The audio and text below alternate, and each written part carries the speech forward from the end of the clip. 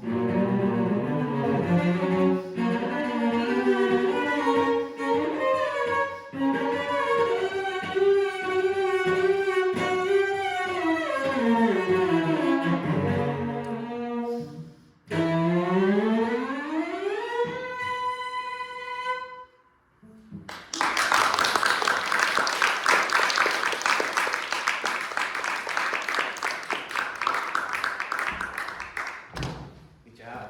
Great. Very great of you to, play material, without, to just come up here, right, and just play your cello part. Yeah. I want people to do that. Yeah. Just while we're here, I thought, I think we need to be a little bit more sort of vigorous in how we speak through the slur, like in a way, speaking the 16th notes under the slur. You know what I mean? So it's not I think that'll also help coordinate a little bit. You want to try that? Sure. Yeah.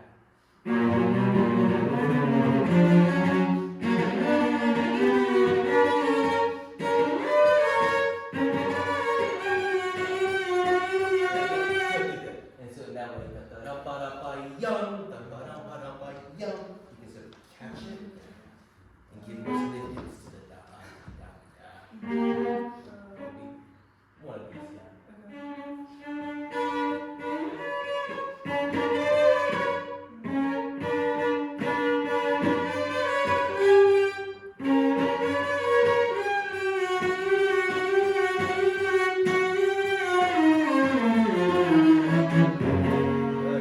Good. That's it. Yeah. Maybe you can sort of, I'm not going to attempt to play that, but something,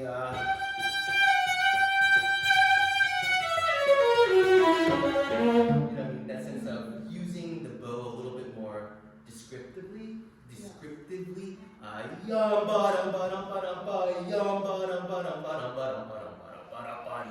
So somewhere around the middle here is a sort of a gathering where you sort of and then come back out. Yeah. So you can use your bow to create that sense of dimension. Good. It's really good. I don't have much to say. I think maybe just the most thing that stood out to me at the very beginning is it's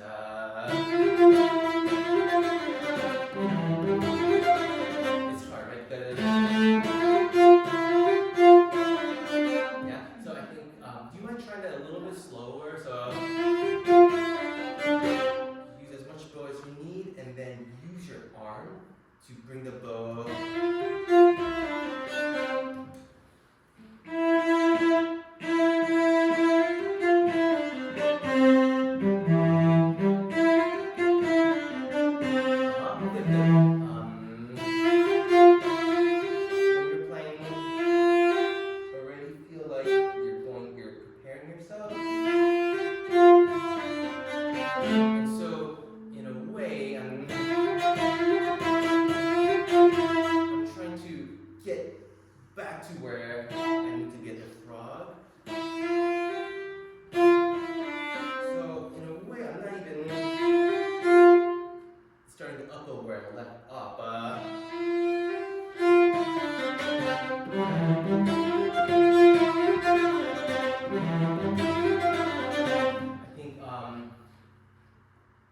Maybe there's too much up, bum.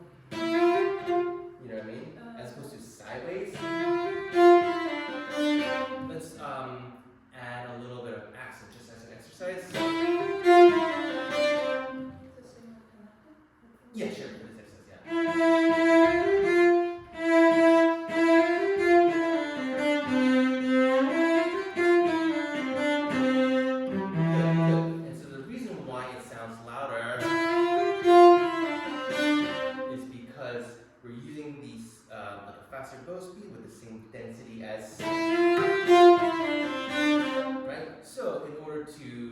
make that a little bit more equal and make sure the upbeat doesn't stick out is to take away the density a little bit and just use the bow speed. Does that make sense? Yeah, yeah.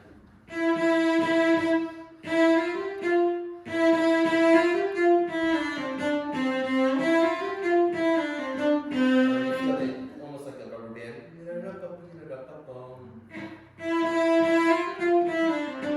Yeah, but then you're sort of doing this and then getting over. Use the whole bow.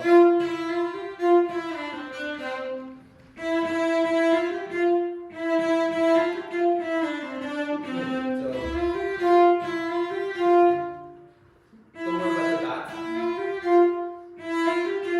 Yeah, all this stuff. Yeah, there you go. And then lessen the, almost like feel like you're picking up the bow a little bit to lessen the amount of weight that's resting on it. Yeah, that was really, really good. Try that one more time in that tempo.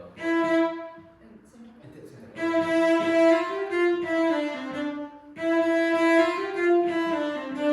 Yeah, that's good. Yeah. Okay, so now intermediate tempo.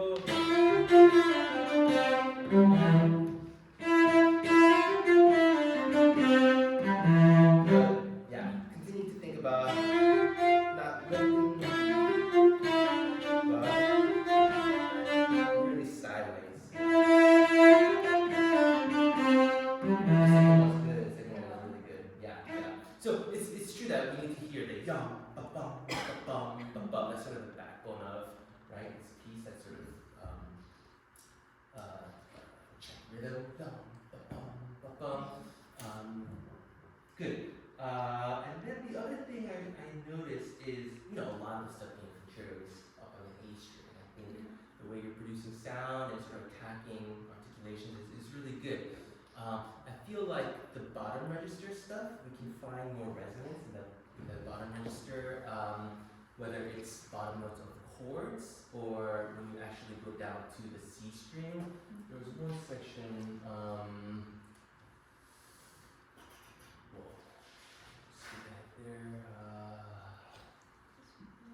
yeah, when you go down, you try, yeah, maybe this.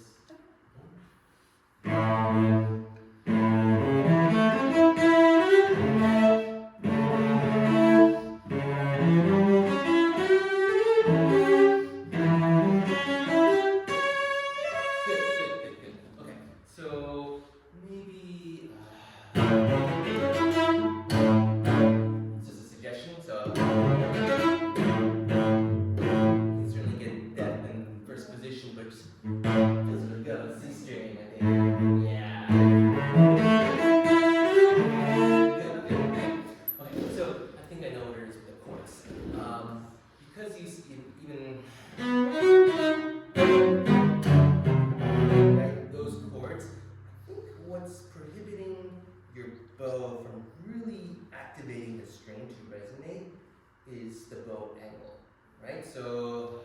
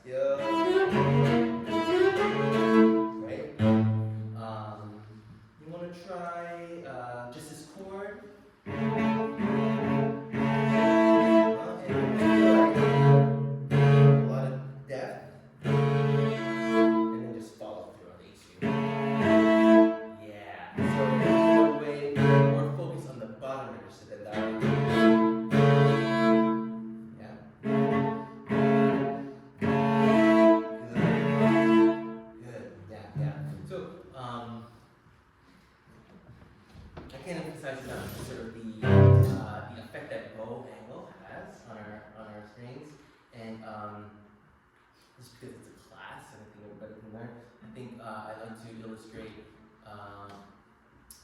how the angle of the bow is really, really different on the A and the C string, yeah? By showing like this. So D string and G string are sort of the most sort of right in front of us, right? And so sort of, especially the D string,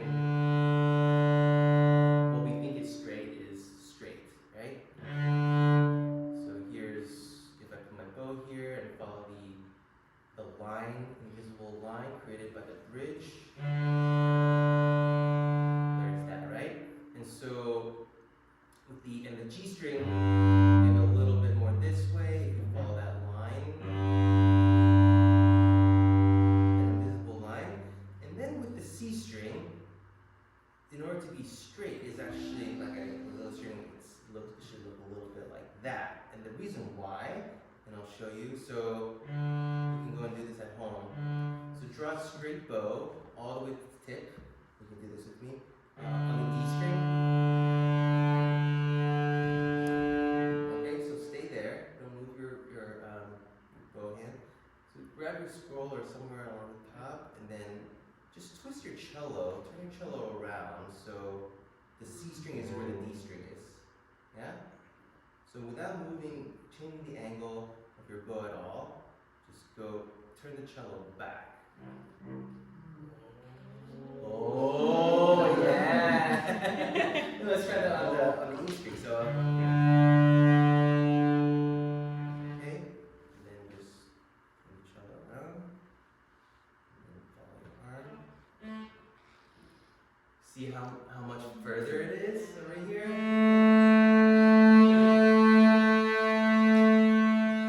Yeah, it's a little bit hard, especially the tip. If you have short arms like me, like if I just let my arm be straight, then my bow will do this. So I have to almost sort of come out this way. And sometimes I have all these little tricks that helps short people like me.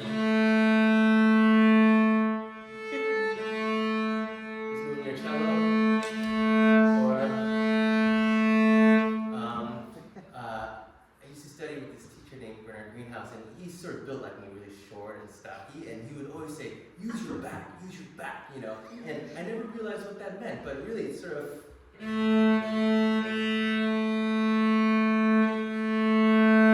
your back, right, and your large muscles to affect change rather than just trying to stretch your arm or anything like that, yeah? There you go.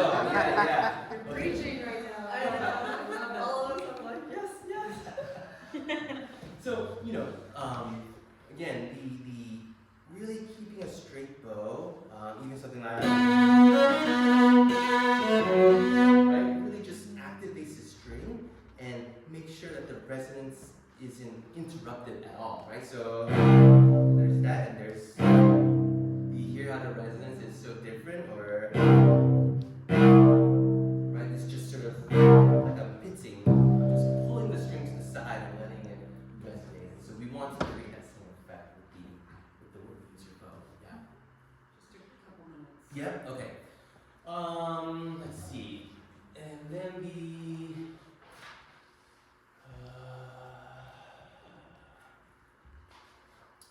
cello stuff.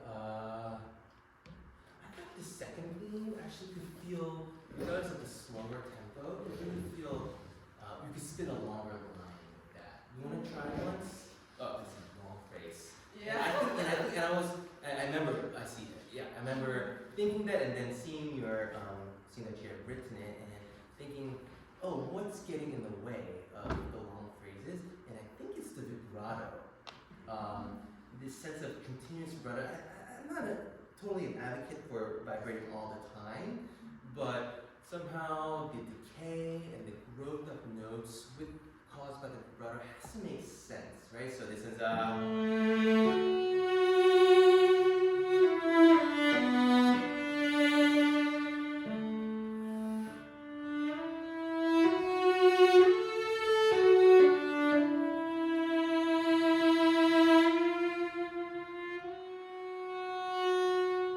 even if we choose not to use vibrato, somehow it has to be a really conscious decision for inflection or not because it's sort of we forget.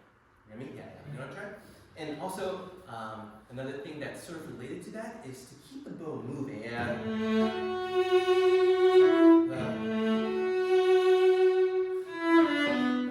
Moving through the bow changes. So using the momentum that you create.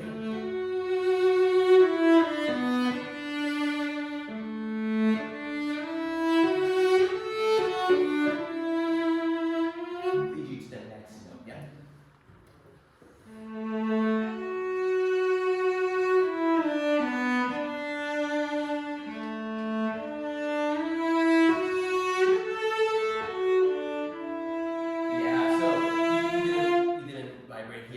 Which is okay, I thought, in the expression, but it didn't feel like you were doing anything with the bow to create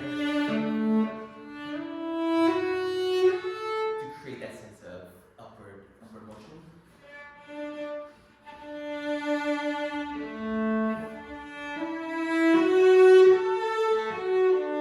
So why?